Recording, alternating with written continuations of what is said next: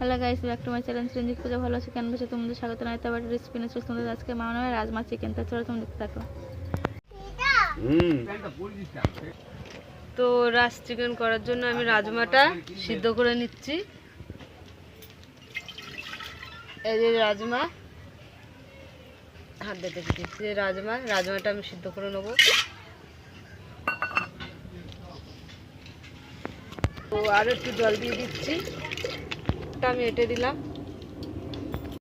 তো আমি রাজমাটা সিটি মারা হয়ে গেছে, আমি নামিয়ে নিচ্ছি।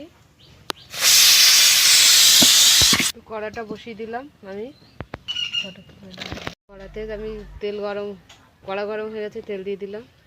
ভালো করে গরম করে নিচ্ছি। আমি দুটো এলাচ দিয়ে দিলাম, দারচিনি দিয়ে দিলাম, দুটো তেজপাতা দিয়ে দিলাম, গোটা জিরে দিয়ে দিলাম, পেঁয়াজ কুচি আর কাঁচা লঙ্কা দিয়ে দিলাম। পেঁয়াজটা ভালো করে ভাজা করে নেবো। টমেটো কুচি দিয়ে দিলাম, আমি ধনে পাউডার দিয়ে দিলাম, জিরে পাউডার দিয়ে দিলাম, রসুন বাটা দিয়ে দিলাম, আদা বাটা দিয়ে দিলাম,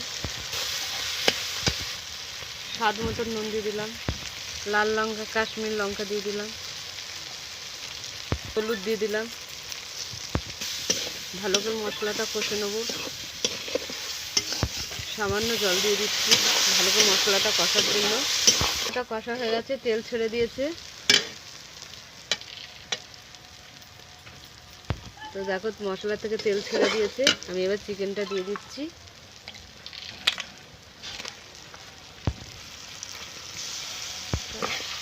তো মাংসটা আমি ভালো করে কষে নেব।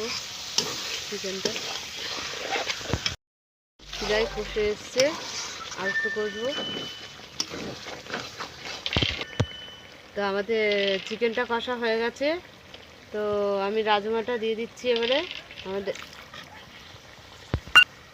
রাজ চিকেন, রাজমা দিয়ে চিকেন দিয়ে রাজ চিকেন। তো রাজ চিকেনে আমি এক ঢাকনা সয়া সস দিয়ে দিলাম, একটু কালো কালো ভাব হবে।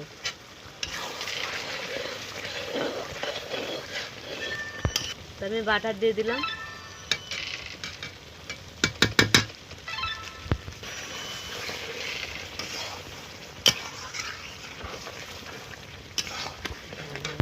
ধনে পাতা দিয়ে দিচ্ছি।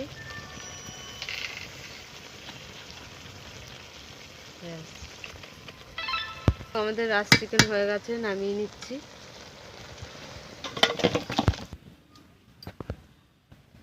তো রাজমা দিয়ে চিকেন দিয়ে আমাদের রাজ চিকেন হয়ে গেছে। তা তোমাদের কেমন লাগলো বলো। ভালো লাগলে লাইক করে দেবেন, শেয়ার করে দেবেন, কমেন্ট করে দেবেন, সাবস্ক্রাইব করে আমাদের পাশে থাকবেন। আর ভিডিওটা অবশ্যই আপনারা দেখবেন। টাটা।